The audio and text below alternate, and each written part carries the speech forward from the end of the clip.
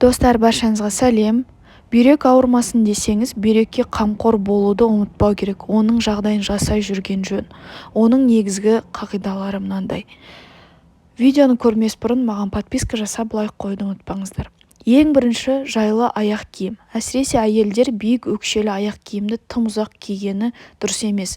Себебі биік өкше сүйектің, бүйрек пен оның ұрық өрбітуге қатысты мүшелерін қалпын өзгертеді. Қысты күні үйде, ал жазды күні таза топырақта жүрген өте пайдалы. Өйткені онда бүйрекпен байланысты нүктелер бар. Екінші, киіміңіз кең әрі ыңғайлы болған дұрыс. Әсіресе бұл бүйрегі ауыратын адамдар үшін.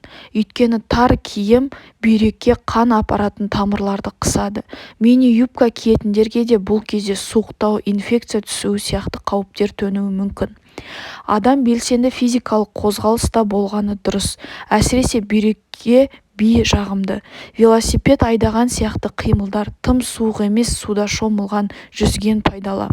Ең дұрысы күн сайын бір мезгіл жаяу серуендеп тұрған жөн. Су. Бүйрекке су аса қажет, оның көмегімен ағзаны түрлі токсиндер мен зат алмасуға, дәрі қалдықтарын тазартады. Сондықтан күніне 1,5 литр су ішіп тұру керек.